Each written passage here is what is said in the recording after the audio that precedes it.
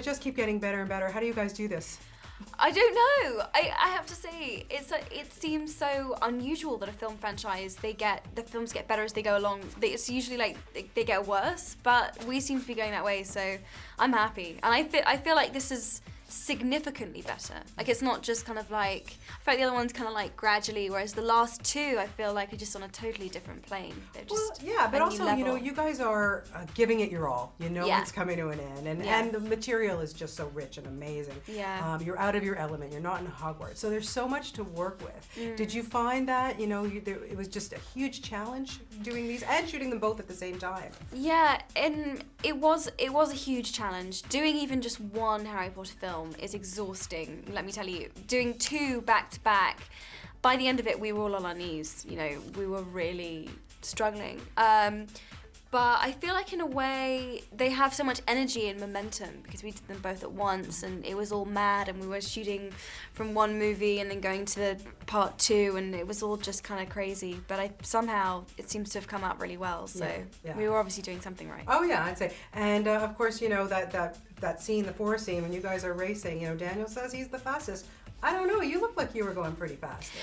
I was going pretty fast. I've never run that fast in my life.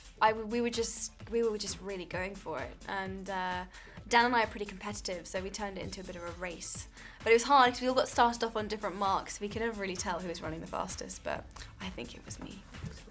But we won't tell him that. Okay. I have to tell you, you know, I don't even know how on earth you even begin to look back at these 10 years and the experience that you've had in your life. How do you even begin to put that into words?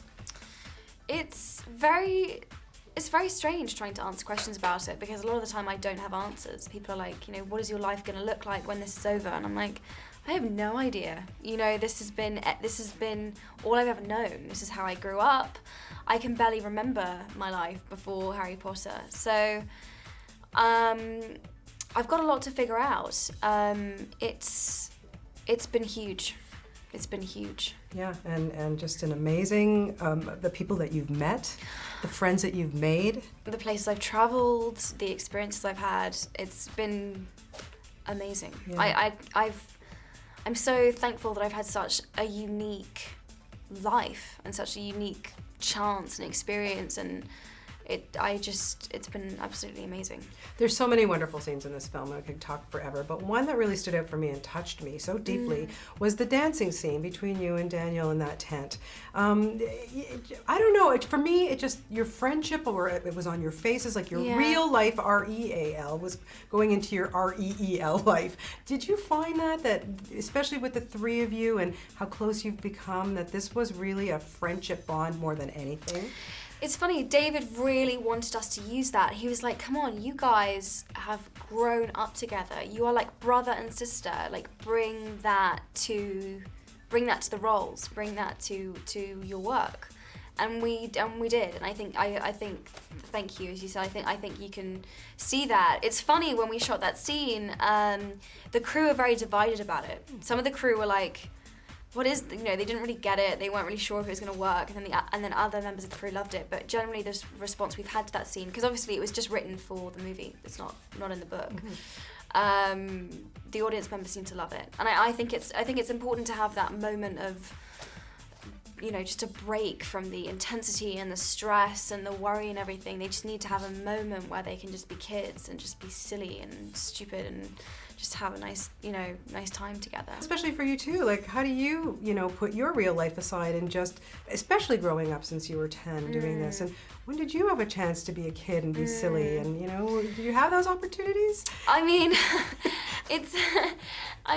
yes, and I'm very lucky that I made these movies with Dan and Rupert. I had two friends at my side, and, we had some laughs. We laughed a lot, and I'm grateful for that.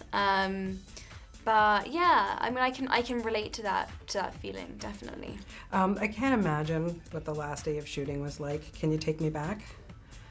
It was, part of me was really, the boys, I think, right up until the last moment were more like in denial about it. They didn't really want to face up to it, but I was really trying to get myself to process that it was over.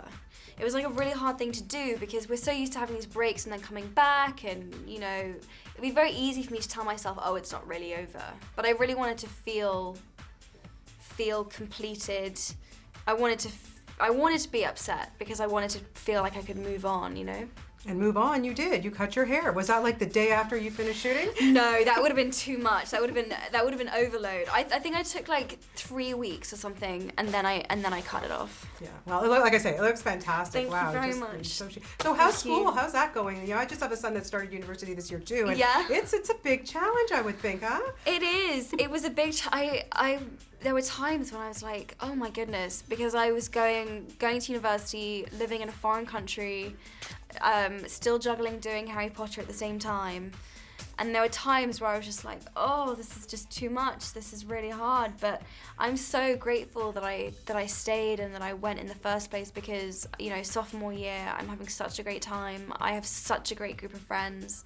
And it was so the right thing to do, and it was worth every effort. Well, I'm sure you're doing fantastic. Well, just on a personal note, I just want to say that, you know, you've done a fantastic job in this, but it's just been an honor and a pleasure for me to know you since you were this big. Aww. And you've just grown into such a lovely young woman. Thank you. I know you're just going to be fantastic for years to come. So thank you for giving me a pleasure to know you. Thank you. Oh, That's so so welcome. nice. I'm going to start to cry. And okay.